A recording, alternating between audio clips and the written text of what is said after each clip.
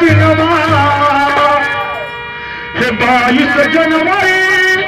सुमार वाला दिनवा और मिल गया धर्मवा के दान हे बबुआ आई गे अवधपुर मेरा हे बबुआ आई गे अवधपुर मेरा हे बबुआ आई गे अवधपुर मेरा 22 जनवरी सुमार वाला दिनवा 22 जनवरी सुमार वाला दिनवा 22 जनवरी सुमार वाला दिनवा मिल गए धर्मवा के राम मिल गए धर्मवा के राम हे बबुआ आई गे अवधपुर में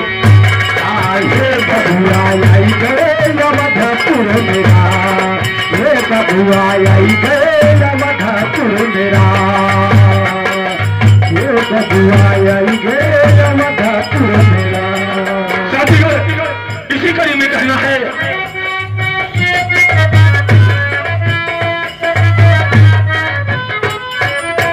जग के बंदल कौशल्या के नंदने भगतन के अपने लगाई दिहल चंदने जग के बंदल कौशल्या के नंदने भगत के अपने लगाई दिहल चंदने जग के बंदल कौशल्या के नंदने भगतन के अपने लगाई दिहल चंदने जग के बंदल कौशल्या के नंदने लगाई दिहल चंदने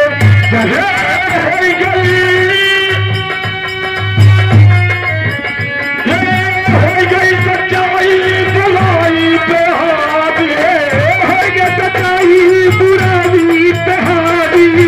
हो गई सच्चाई बुराई पे हावी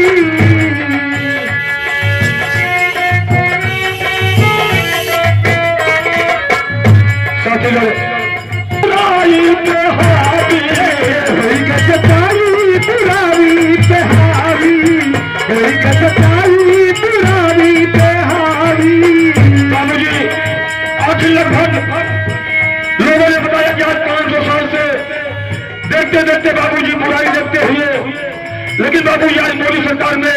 सच्चाई बाबूजी बुराई पर हावी हो गई, सच्चाई बुराई पर हावी हो गई। आखिर रामलला वहां पर बस गए बाबूजी। इसी भाव में कहना है हो गई सच्चाई